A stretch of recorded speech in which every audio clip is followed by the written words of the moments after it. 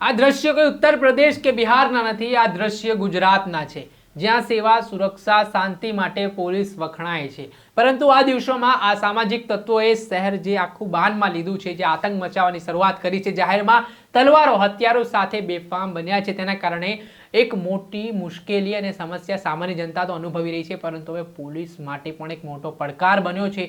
જે રીતે એક વિડીયો અમદાવાદના બાપુનગર વિસ્તારથી સામે આવ્યો છે, તેણે પોલીસની કામગીરી સામે સવાલ ઉઠાવ્યા છે. જે રીતે પોલીસ જનતાની સુરક્ષા માટે હોય છે, પરંતુ આ જે અસામાજિક લુખ્ખા તત્વો છે તે પોલીસને હથિયાર બતાવતા હોય અને પોલીસને પણ ત્યાંથી જગ્યા છોડીને જવું પડ્યું હોય તેવી સ્થિતિનું નિર્માણ થયું છે. ત્યારે શું સમગ્ર ઘટના બની હતી, વિગતે વાત કરી આ વિડીયોમાં. નમસ્કાર દર્શક મિત્રો, સ્કાયનેટ મીડિયામાં આપનું સ્વાગત છે. હું છું ફૈઝાન.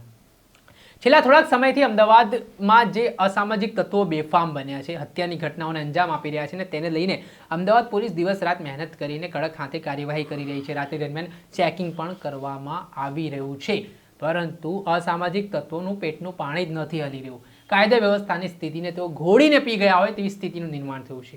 ફરી એકવાર ગુજરાતના અમદાવાદ શહેરમાં જે રીતે અસામાજિક તત્વોએ શહેરને બાનમાં લીધું હોય તેવી સ્થિતિનું નિર્માણ થયું છે. વાત કરીએ તો અમદાવાદના બાપુનગર વિસ્તારનો એક વિડીયો હાલ સોશિયલ મીડિયા ઉપર વાયરલ થઈ રહ્યો છે. તેઓ જાહેરમાં તલવારો, છરી સહિતના ઘાતક હથિયારો લઈને ફરતા જોવા મળી રહ્યા છે.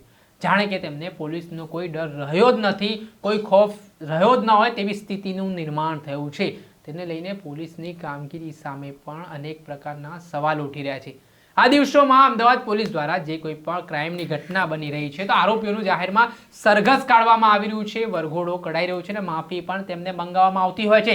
છતાં પણ આ અસામાજિક તત્વો છે તે સુધરવાનું નામ નથી લઈ રહ્યા. હવે ગઈકાલના જે કિસ્સામાં જે ધંધાકીય અદાવતનો વિવાદ સામે આવ્યો બાપુનગર વિસ્તારમાં, ત્યાં જે એક જ સમાજના બે જૂથ છે તે સામે આવી ગયા હોવાની વિગતો કહેવાઈ રહી છે. જેમાં એક જૂથ છે તે હાથમાં તલવાર, ધારિયા, છરી સહિતના જીવલેણ હથિયારો સાથે જાહેરમાં રોડ પર આતંક મચાવતો જોવા મળી રહ્યો છે અને તેના સોશિયલ મીડિયા ઉપર વિડીયો પણ સામે દેખાઈ રહ્યા છે. ત્યારે આ દરમિયાન જે બીજા જૂથના શખ્સો છે તેમના દ્વારા પોલીસને જાણ કરતા પોલીસની એક વાન પણ ત્યાં આવી છે. પરંતુ આ આરોપીઓની હિંમત તો જો, પોલીસને તેઓ કહી રહ્યા છે કે અહીંયાથી તમે જતા રહો, સાથે જ હાથમાં જે હથિયાર છે તે હથિયાર બતાવી રહ્યા છે. એટલે કે પોલીસનો પણ ડર આરોપીઓમાં રહ્યો જ નહોતો. અને હવે પોલીસની સુરક્ષા કોણ કરશે અમદાવાદમાં, તે એક મોટો સવાલ છે.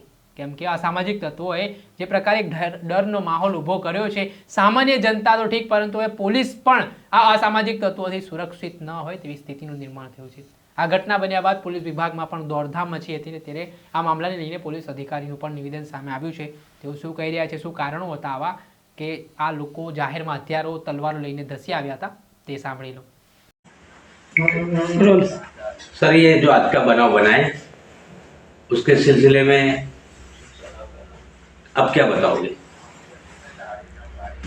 आज की रात 18 तारीख को 11 बजे का बनाव है। रखियाल पुलिस स्टेशन विस्तार में नूरमहल होटल के पास ये काम का जो फरियादी है सद्दामुद्दीन करके, वो गल्ले पे बैठा था.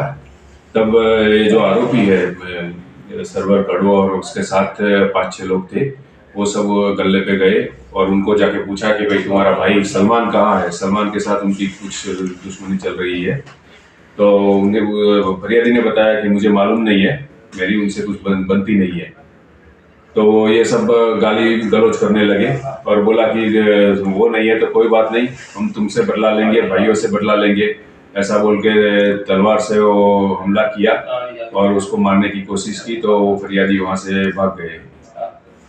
अभी मालूम पड़ा है कि एक आरोपी पकड़ाया है और दूसरे जो आरोपी यहाँ से भाग चुके, तो वो कब तक पकड़ा जाएंगे, ऐसे कुछ? तो एक आरोपी को अभी पकड़ लिया है हमने और दूसरे आरोपी पकड़ने की तजवीज चालू है. अभी सब पुलिस लगी है इसके लिए. यहाँ पर जैसे पब्लिक के बीच में भी उन्होंने तलवारबाजी की है, तो सामने एक होटल वाले के किसी कारीगर को भी लगी है, तो शारदाबेन हॉस्पिटल में है. तो क्या उनकी ओर से भी कुछ फरियादी वगैरह हुई है अभी शारदाबेन में से कोई जानकारी? नहीं, उसके लिए अभी तजवीज चालू है, तपास कर रहे हैं. अभी वर्दी आएगी तो इसके हिसाब से हम फरियाद ले लेंगे. આ હતા અમદાવાદના એસીપી. તેમના દ્વારા સમગ્ર મામલે માહિતી આપવામાં આવી છે. સાથે જે ઘટના બની છે હાલ આરોપીઓની ધરપકડ પણ કરી લેવામાં આવી હોવાની વિગતો કહેવાઈ રહી છે. પરંતુ જે આખો ચિતાર સામે આવ્યો છે, જે સોશિયલ મીડિયા ઉપર વિડીયો વાયરલ થઈ રહ્યો છે, તે વિડીયોના કારણે આજે અમદાવાદ પોલીસની છબી ધૂળધાળી થતી દેખાઈ રહી છે. કેમ કે પોલીસને આરોપીઓ જ્યારે ભગાડતા હોય, જાહેરમાં હથિયાર બતાવતા હોય, કઈ હદે આ અસામાજિક તત્વોની તાકાત વધી ગઈ હશે તે એક મોટો સવાલ બન્યો છે. દર્શક મિત્રો, અત્યાર સુધીમાં બસ આટલું જ. આવા અવનવા વિડીયો સાથે આપણે માહિતગાર કરતા રહીશું. એટલે સ્કાયનેટ મીડિયાને આપ લાઇક કરી લો, સબસ્ક્રાઇબ કરી લો અને શેર કરવાનું ભૂલતા નહીં.